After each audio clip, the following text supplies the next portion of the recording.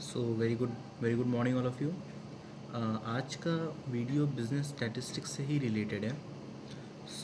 आज की इस वीडियो में हम बात करेंगे एक बहुत ही इम्पोर्टेंट चैप्टर जिसका नाम है इंटरपोलेशन एंड एक्स्ट्रापोलेशन।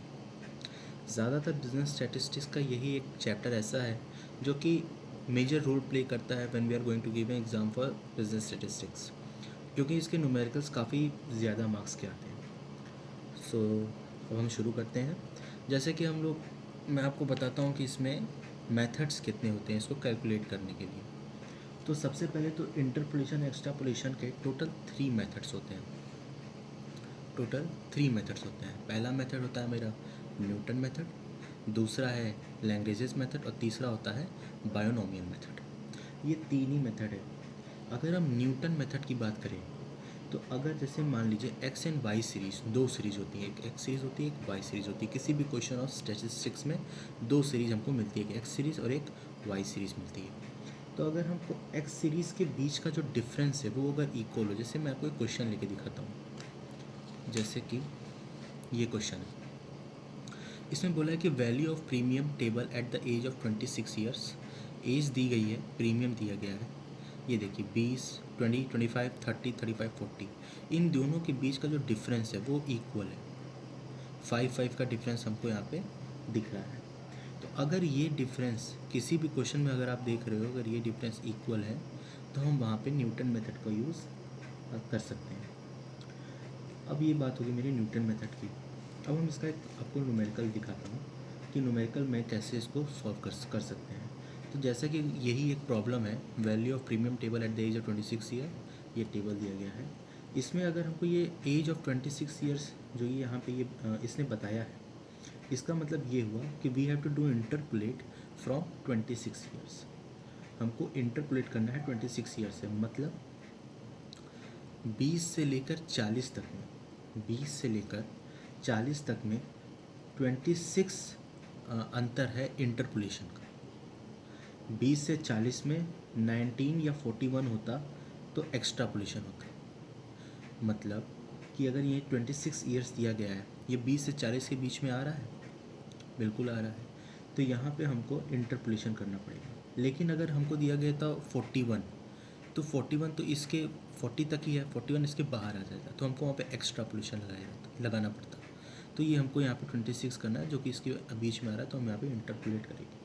तो यहाँ पे सबसे पहला स्टेप जो कि इस न्यूटन मेथड में आता है उसको हम लोग कहते हैं कैलकुलेशन ऑफ एडवांस डिफरेंसेस।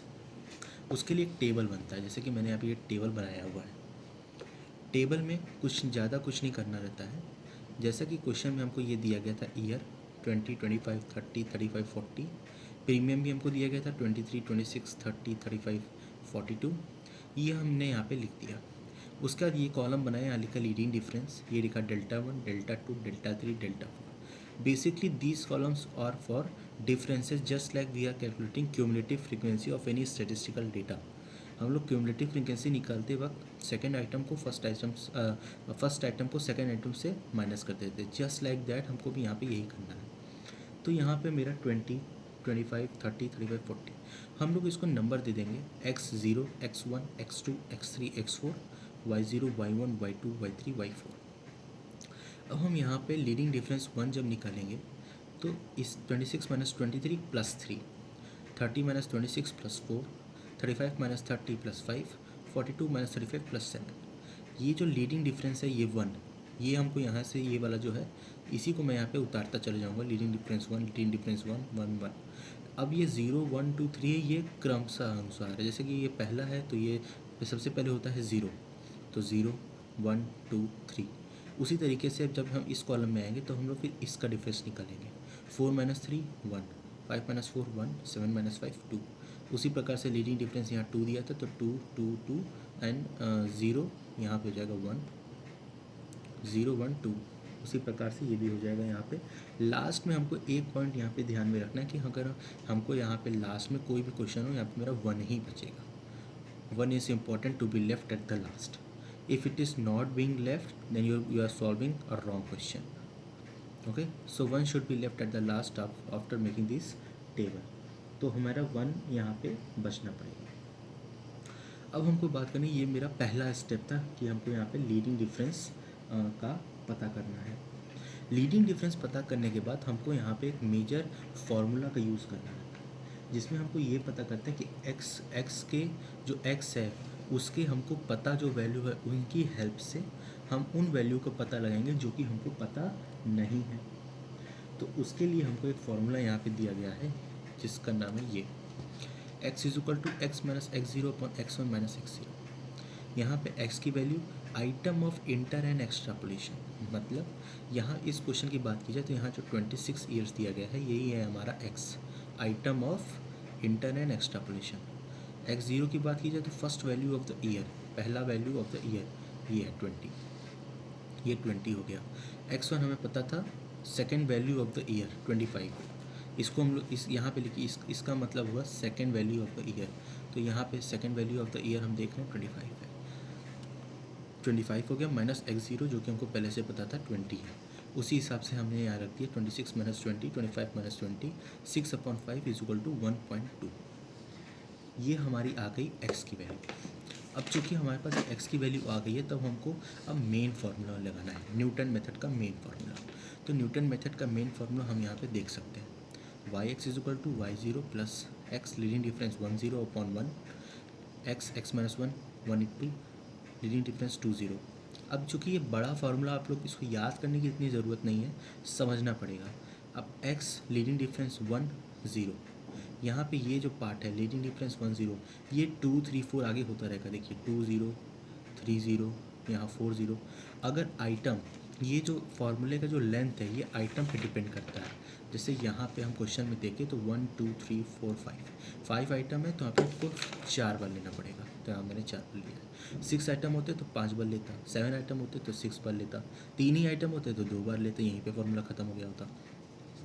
उस हिसाब से हमको यहाँ पे लेना है। अब जैसे यहाँ पे x माइनस 1 हो गया, यहाँ पे x माइनस 1, तो यहाँ पे एक बार x माइनस 2 भी ले लेंगे। फिर 1 इंटू 2 हम 1 लिया था, फिर 2 ले लिया, फिर 3 भी ले लिया, उसी के बाद यहाँ पे 4 भी ले लिया, और ये x माइनस 1 x माइनस 2 यहाँ लिया है तो फिर x माइनस 3 भी ले लिया।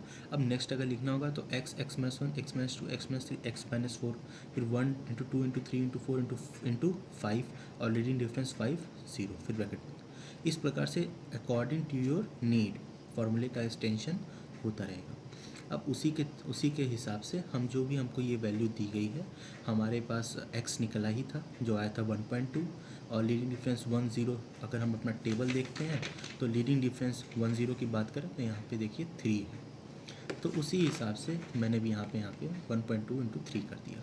इसी हिसाब से उस सारे फार्मूले में हम ये फिट करते हुए चले जाएंगे। जब मेरा ये पूरा फिट हो जाएगा उसके बाद सॉल्व कर देंगे, जैसे नॉर्मल मैथ्स के प्रॉब्लम सॉल्व करते हैं, और आ जाएगा 26.73। यहाँ पे 26.73 लिख दें तो भी सही बात है, लेकिन अगर आप चूँकि ये 5 से ज़्यादा है तो हम यहाँ पे 27 का उपयोग कर सकते हैं। इसको कहते हैं राउंडिंग ऑफ।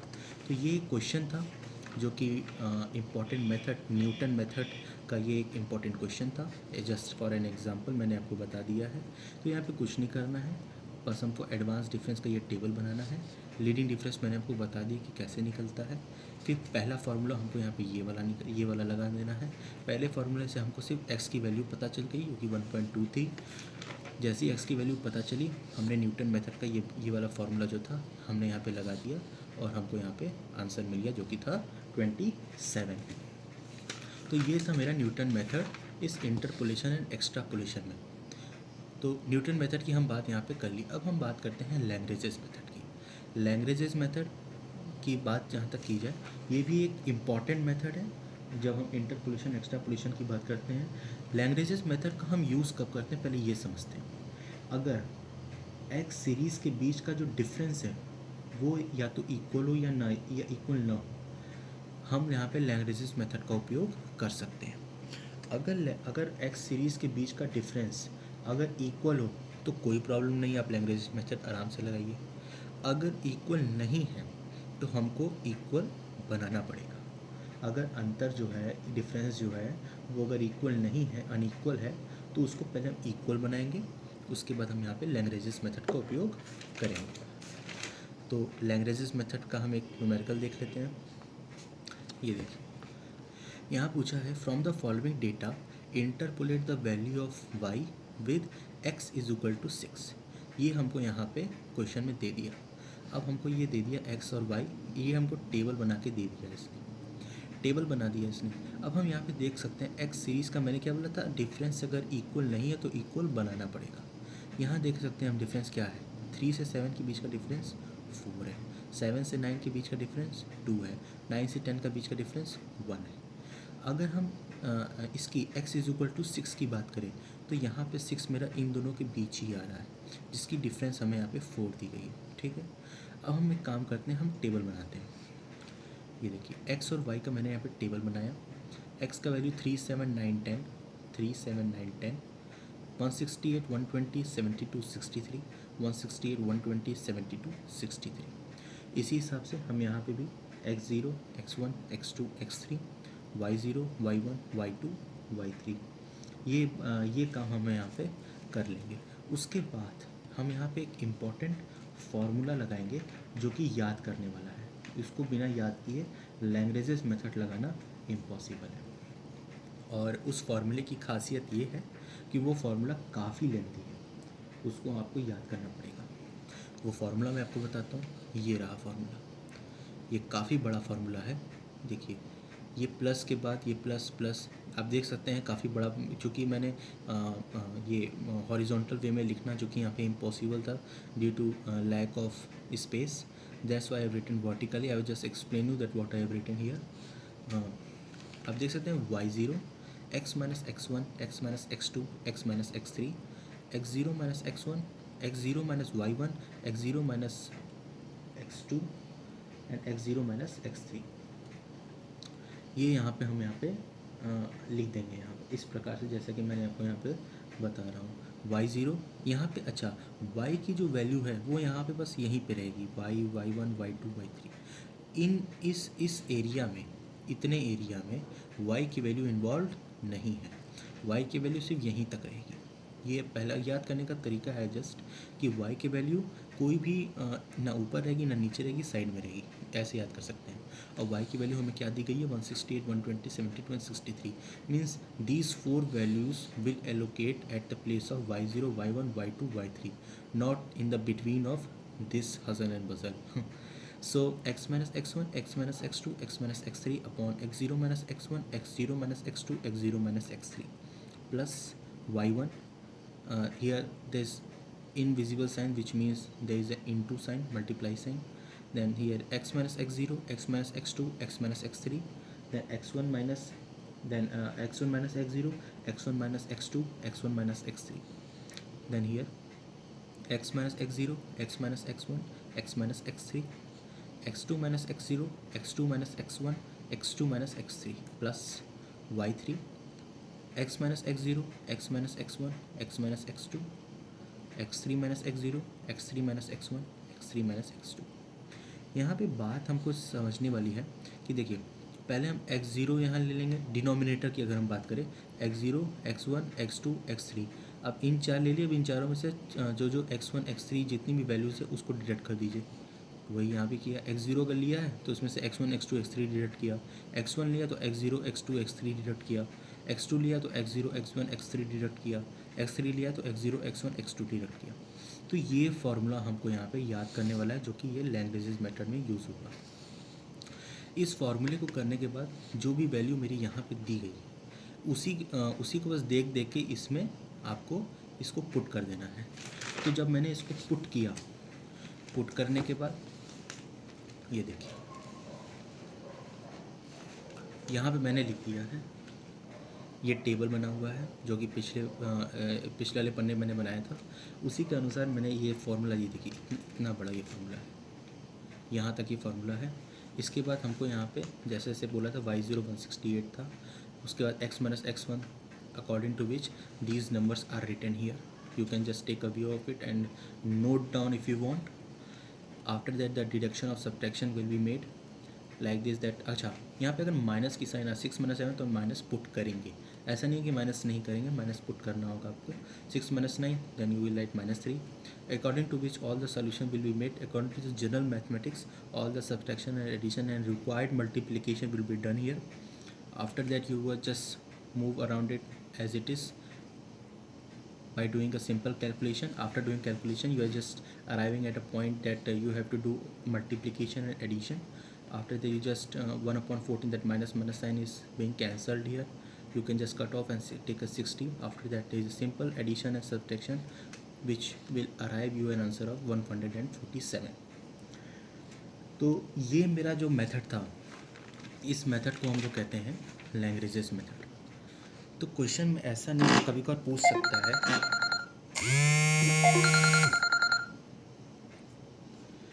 तो क्वेश्चन में कभी कभार ये पूछ सकता है कि किस तरीके का मेथड आप यूज़ करना चाह रहे हैं। So this is the work of Lagrange's method. After that we will arrive to a very important method, that is binomial method. Binomial method एक ऐसा मेथड है जो कि बहुत ही लेंदी मेथड है, इसको समझना बहुत ही इम्पॉर्टेंट है और ख़ासकर एग्ज़ाम में भी यही पूछा जाता है. वो लैग्रेंजेस और काफ़ी लंबा रहता है तो इस वजह से एग्ज़ाम वाले नहीं पूछते हैं. तो अगर बायोनोमियल मेथड की बात करें तो यहाँ पे दो चीज़ें आ जाती हैं. पहला 1 मिसिंग फिगर और दूसरा पार्ट 2 मिसिंग फिगर. तो हम इसमें दोनों पार्ट का एक एक न्यूमेरिकल सॉल्व करके यहाँ पे हम देख लेते हैं.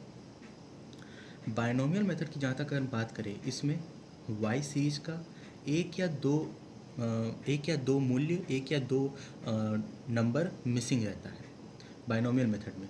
अगर एक मिसिंग फिगर है then there will be a short way solution. अगर दो मिसिंग फिगर है then there will be the large way of solution. तो पहले हम एक मिसिंग फिगर की बात करते हैं. तो मैंने यहाँ पे क्वेश्चन ले लिया है 1 मिसिंग फिगर का. तो यहाँ पे क्वेश्चन का यहाँ पे है degree of freedom and CHI square. ये सिर्फ नाम है, ऐसा कुछ ऐसा नहीं कि बायोनोमियल मेथड में यही नाम यूज़ होता है, ऐसा कुछ नहीं है. कोई भी आपको डेटा दे सकता है. तो 1 2 3 4 5 6 as per the statistical data you will be very able to understand that this type of data will be written in this type of way. तो उसी हिसाब से CHI स्क्वायर में 6.64 9.21 11.34 and there is a question mark after that 15.09 and 16.81. तो ये हमको यहाँ पे दे दिया गया है. In this total 5 leading differences can be made. क्योंकि 6 है, 6 1 2 3 4 5 6 डेटा दिया गया, तो total 5 leading difference will be made. There is a -1 theory in which we can arrive the leading difference. जितना भी आपको कॉलम दिया रहेगा उसमें से एक कम लीडिंग डिफरेंस बनता है. तो इसी हिसाब से 1 2 3 4 5 एंड 6.64 9.21 11.34 क्वेश्चन मार्क 15.09 एंड 16.81. तो ये यहाँ पे ये ऐसा 5 लीडिंग डिफरेंस यहाँ पे बनेगा. अच्छा, अब 5 लीडिंग डिफरेंस बन रहा है तो हमारे पास कंडीशन क्या बनेगी. कंडीशन ये बनेगी leading difference 5 y -1 5 is equal to 0. ये मेरे यहाँ पे कंडीशन बन रही है. इसमें plus minus plus minus plus minus ये लाइन मैं आपको इसलिए बोल रहा हूँ क्योंकि अब आगे हमको इसी का ध्यान रखना है.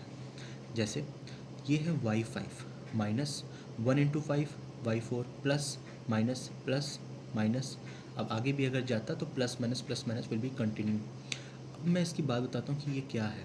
y5 y4 ये 6 कॉलम थे तो एक कम, जैसा कि मैंने बताया. तो y5 से स्टार्ट करेंगे और डिक्रीजिंग ऑर्डर में जाएंगे.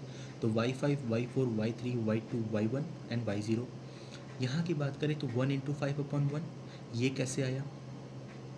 ये जो 1 इंटू 5/1 है इसको हमें जैसे 5 4 3 2 1 ये समझ में आया आपको. इंटू की इधर वाला 5 4 3 2 1. और अगर हम इसकी बात करें 1 5 10 10 ये मेनली बात है. या तो आप इसको ऐसे समझ लीजिए या तो इसका मेन जो कोर इम्पॉर्टेंट पार्ट है वो कैसे आ रहा है मैं बताता हूँ. हम जब इसको सॉल्व करेंगे 1 इंटू 5/1 5 आएगा. 5 यहाँ पे लिख दिया. उसके बाद 5 4 3 2 1 जैसे कि मैंने बताया इंटू 4 से मल्टीप्लाई कर दिए.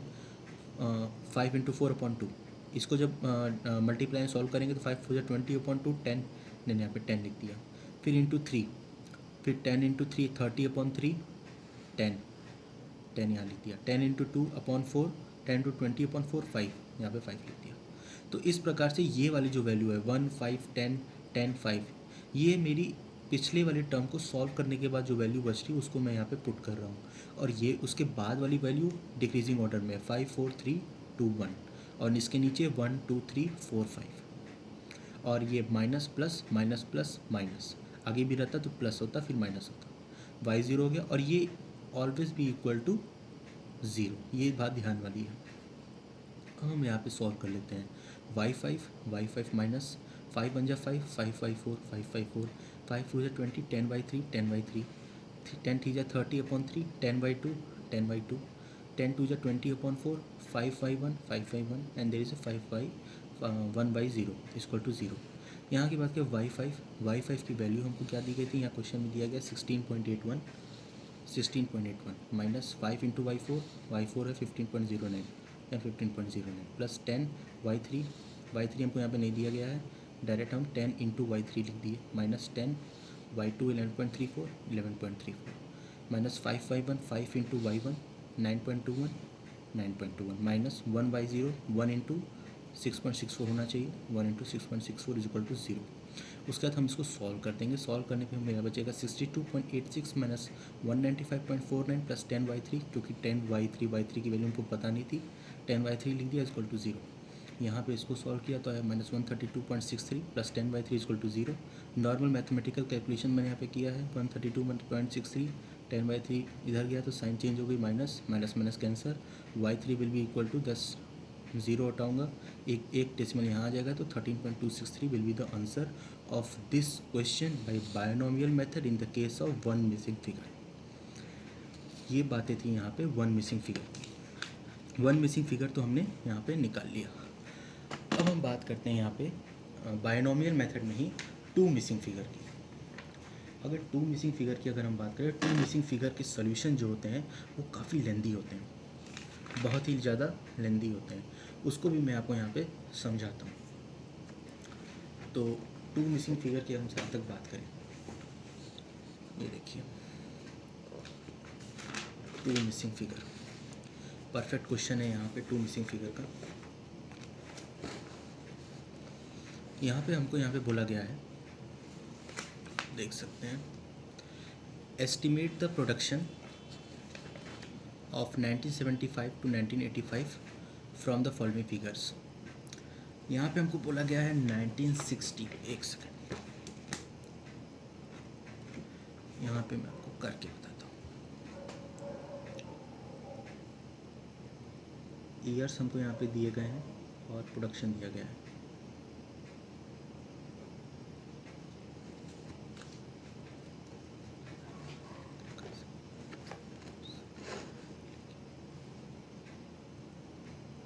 नाइनटीन 1965, 1970, 1980, 1985 और 1990, ये हमको यहाँ पे ईयर्स दिए गए हैं। इसकी वैल्यू मैंने यहाँ पे लिख दी 100, 120, 150, ये मान लीजिए नहीं दिया गया है, 200 और ये ओके, इसको कर देते हैं 200 और इसको कर देते हैं क्वेश्चन मार्क और यहाँ पे कर देते हैं 320। ये फिगर्स हमको यहाँ पे दी गई है। अब इसमें अगर किया जाए तो हम जैसे कि मैंने बताया था x0, x1, x2 के हिसाब से इसको लिख लेते हैं।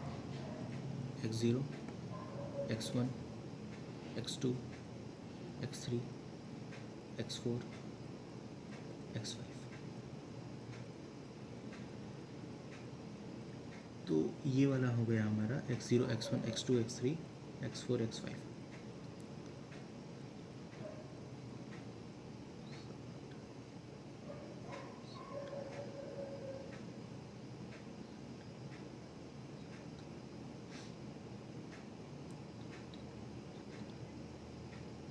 एक सेकंड, यहाँ पे 5 का लग रहा डिफरेंस आ गया है। ये हो जाएगा 4, ये हो जाएगा 5, ये हो जाएगा 6 और x3 की जगह हो जाएगा 1975 और इसकी वैल्यू हमको यहाँ पे नहीं दी गई है, क्वेश्चन मार्क है, मतलब टू मिसिंग फिगर्स। तो एक काम करते हैं, इसको साफ सफाई से लिख लेते हैं। अगर हम बात करें यहाँ पे ईयर्स की और यहाँ पे हमको प्रोडक्शन की,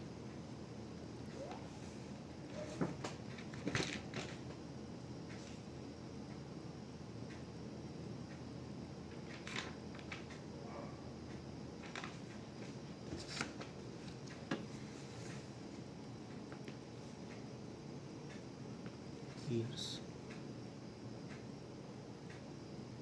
प्रोडक्शन 1960, 1965, 1970, 1975, 1980, 1985 and 1990.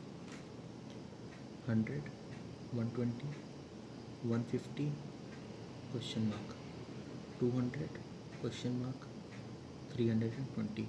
ये मेरा यहाँ पे टू मिसिंग फिगर की बातें यहाँ पे हो गई।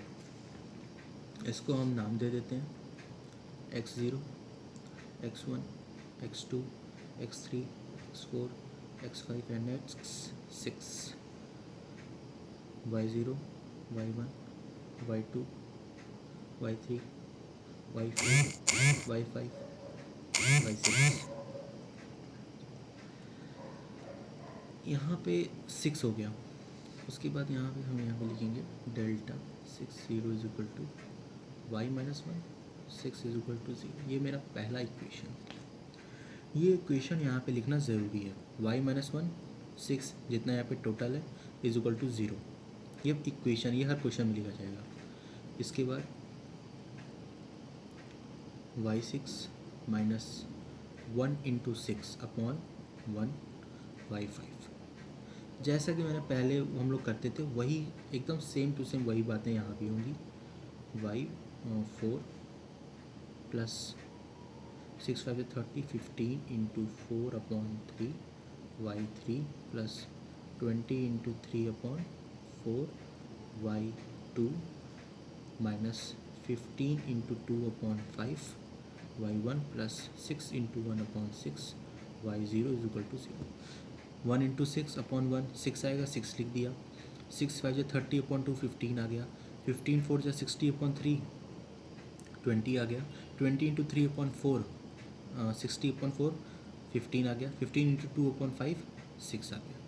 और ये 6 5 4 3 2 1 डिक्रीजिंग वे में है। और ये 1 2 3 4 5 6 ये हो गया।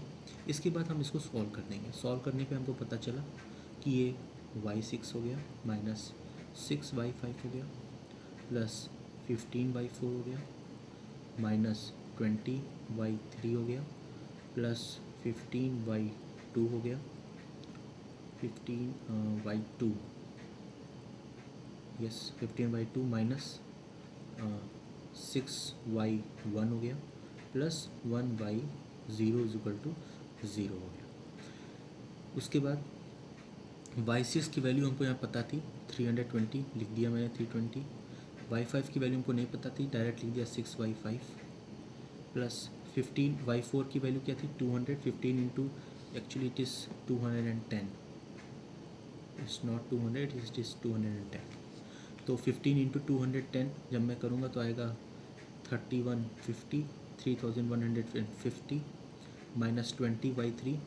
y3 की वैल्यू हमको यहाँ पे पता ही नहीं है तो 20y3 जैसे जस्ट लिख दिया। 15y2 की वैल्यू हमको यहाँ पता है 2250 आएगा मल्टीप्लाई करने पे माइनस 720 आएगा यहाँ मल्टीप्लाई करने पे प्लस 100 इज इक्वल टू 0। इसको जब मैं सॉल्व करूँगा नंबर वाला जब जोड़ दूँगा जो जो दिया गया है 5820 minus 720 minus 6y5 minus 20y3 is equal to 0।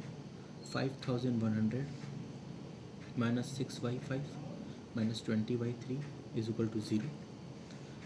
Normal mathematics solve हो रही है यहाँ पे, normal mathematics. Minus 6y5 minus 20y3 is equal to minus 5100, 6y5 plus 20y3 minus is equal to 5100। यहाँ पे क्या हो गया, यहाँ मैंने माइनस कॉमन ले लिया है, माइनस कॉमन ले लिया तो यहाँ पे साइन बदल गया और जो माइनस कॉमन लिया था वो वाला कॉमन साइन इस साइन से इस साइन को कैंसिल कर दिया तो यहाँ पे 5100 6y5 plus 20y3 is equal to 5100 यहाँ पे आ गया। ये मेरा पहला इक्वेशन बन गया। अब दूसरा इक्वेशन हमको यहाँ पे, पहला इक्वेशन बन गया, अब जब पहला इक्वेशन बना है तो दूसरा इक्वेशन भी तो बनना पड़ेगा तभी सॉल्व होगा। तो दूसरा इक्वेशन जितने लीडिंग डिफरेंस हैं उसमें से एक कम बनाएंगे। जैसे ये लीडिंग डिफरेंस टोटल 6 थे तो एक कम बनाएंगे तो हमारा वो दूसरा इक्वेशन बन जाएगा। तो दूसरा इक्वेशन के लिए हमको क्या करना होगा, वही चीज़ जो कि मैंने यहाँ पे किया था सेम टू सेम वही करूँगा। Delta 5 0 is equal to y minus 1, 5 is equal to 0। ये मेरा दूसरा इक्वेशन बन गया। और एज इट इज़ जो कि मैंने ऊपर किया है वही चीज़ मैंने यहाँ पे करूँगा। बस y6 मैंने यहाँ लिखा था, y6 से शुरू किया था, यहाँ पे मैं y5 से शुरू करूँगा। तो वो भी देख लेते हैं। y5 minus 1 into 5 upon 1, y4 solve कर दिया। सॉल्व करने पे 5 आया, into 4 upon 2, y3 minus 10 into 3 upon 3 हो गया। y2 प्लस 10 इंटू 2 अपॉन 4 हो गया। y1 माइनस 5 इंटू 1 अपॉन 5 हो गया। y0 is equal to 0। ये दूसरे इक्वेशन का पार्ट हो। यहाँ मैं लाइन लिख देता हूँ, यहाँ पे सॉरी, यहाँ से दूसरा इक्वेशन स्टार्ट हो रहा है। इसको करने के बाद हम लोग इसको यहाँ पे सॉल्व कर देते हैं। जब हम इसको सॉल्व करेंगे तो आएगा y5 minus 5 into 210 plus 10 into y3, क्योंकि y3 की वैल्यू पता नहीं है, माइनस 10 इंटू 150, y2 की वैल्यू 150 है, प्लस 5 इंटू y1 की वैल्यू कितनी है 120 है, minus 1 into 100 is equal to 0 हो गया। इसको वापस से हम यहाँ पे सॉल्व कर देंगे। सॉल्व करने पे हमको पता चला कि यहाँ पे आ रहा है y5 minus 2050 plus 10y3 is equal to 0 आ रहा है यहाँ पे। इसके बाद हमको भी यहाँ पे एक इक्वेशन और मिल जाएगा। कैसे? ये हो गया equation 15 plus 10/3 is equal to 2050। ये मेरा यहाँ पे दूसरा इक्वेशन यहाँ पे मेरा बन के तैयार हो गया। और पहला इक्वेशन मेरा ये वाला था 6y5 plus 20y3 is equal to 5100, और दूसरा इक्वेशन मेरा बन के यहाँ तैयार हो गया y5 plus 10y3 is equal to 50। अब हमको सिंपल साइमल्टेनियस इक्वेशन को यहाँ पे सॉल्व कर देना है। तो हम यहाँ पे दोनों इक्वेशन हम यहाँ पे लिख लेते हैं। 6y5 plus 20y3 is equal to 5100, और दूसरा इक्वेशन था मेरा y5 plus 10y3 is equal to 2050। Check कर लेते हैं। y5 10/3 2050 करेक्ट है। ये मेरा पहला इक्वेशन था और ये मेरा दूसरा इक्वेशन है। अब इसको नॉर्मल तरीके जैसे साइमल्टेनियस सॉल्व करते हैं वैसे हम सॉल्व कर देते हैं। तो हम देख सकते हैं कि यहाँ पे 20/3 5100, तो हमको कोई ना कोई एक वेरिएबल को सेम करना पड़ेगा। तो अगर हम इस सेकंड वाले इक्वेशन को अगर हम 2 से मल्टीप्लाई कर देते हैं, 2 से अगर हम इसको मल्टीप्लाई कर देते हैं तो मेरा 2 10 बजे 20, तो y3 की वैल्यू मेरी कट जाएगी, वही कर लेते हैं, सेम हो जाएगी sorry. Plus 20/3 is equal to 5100, और 2 से मल्टीप्लाई करने पे 2y5 plus 20/3 is equal to यहाँ पे हो जाएगा 4100। माइनस करेंगे तो उस नीचे की साइन चेंज हो जाएगी, साइन चेंज हो जाएगी तो ये कैंसिल हो जाएगा। यहाँ माइनस हो गया तो ये हो जाएगा मेरा 4y5 इज इक्वल टू, यहाँ पे माइनस करेंगे तो यहाँ पे हो जाएगा 1000।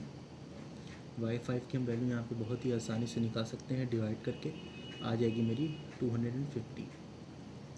अब जो ये वैल्यू आई है हम यहाँ पे इसको चेक कैसे करेंगे कि ये वैल्यू जो आई है मेरी सही है कि गलत आई है। तो हम जब यहाँ पे सॉल्व कर रहे थे तो हम यहाँ पे देख सकते हैं y5 की वैल्यू, हम यहाँ पे देख सकते हैं कि ये जो 150 है ये 100 और 150 के बीच की वैल्यू है, करेक्ट। तो y5 की वैल्यू मेरी 210 और 320 के अंदर ही होनी चाहिए। मेरी वैल्यू कितनी आई है 250, मतलब ये 210 और 320 के बीच का है। तो which tells that it is correct value. अब मेरी यहाँ पे y5 की वैल्यू जब निकल गई, अब हम y3 की वैल्यू निकालते हैं, क्योंकि y3 की भी वैल्यू हमको यहाँ पे पता नहीं थी, क्योंकि हम यहाँ पे 2 मिसिंग फिगर निकाल रहे हैं। तो एक वैल्यू हम इक्वेशन से निकालिए और दूसरी वैल्यू भी हम इक्वेशन से ही निकालेंगे। कैसे? Put value of y5 in equation 1, क्योंकि यहाँ पे मेरा y3 है, यहाँ भी रख सकते हैं, हम इसमें रख के देख लेते हैं। 6y5 plus 20y3 is equal to 5100। y5 की वैल्यू मेरी आ गई है 250 plus 20y3 5100, 1500 plus 20y3 is equal to 5100, फिर 20y3 is equal to minus कर देंगे तो आ जाएगा 3600। y3 की वैल्यू निकालनी रहेगी, डिवाइड कर देंगे अपॉन 20, 0 0 कैंसिल, 180 y3 की वैल्यू आ गई। और ये वैल्यू हम चेक मेरी कितनी किसके बीच में आनी चाहिए, y3 की वैल्यू 150 से 210 के बीच में आनी चाहिए। 180 आई, 150 से 210 के बीच की वैल्यू होनी चाहिए, मतलब ये वैल्यू भी मेरी करेक्ट है। तो इसके ज़रिए हम 2 मिसिंग फिगर निकाल लिए। पहली मिसिंग थी y3 इज इक्वल टू 180 और दूसरी मिसिंग थी y5 इज इक्वल टू 250। यहाँ पे मेरा ये वाले मेथड का एक क्वेश्चन जो कि मैंने आपको सॉल्व करके दिखा दिया 2 मिसिंग फिगर का बायनोमियल मेथड से, ये यहाँ पे समाप्त हुआ। तो इसी प्रकार से इंटरपोलेशन एंड एक्स्ट्रापोलेशन यही एक चैप्टर था जो कि इम्पॉर्टेंट चैप्टर था according to the statistical point of view, जिसमें हमने 3 मेथड देखा, न्यूटन, लैग्रेंज एंड बायनोमियल।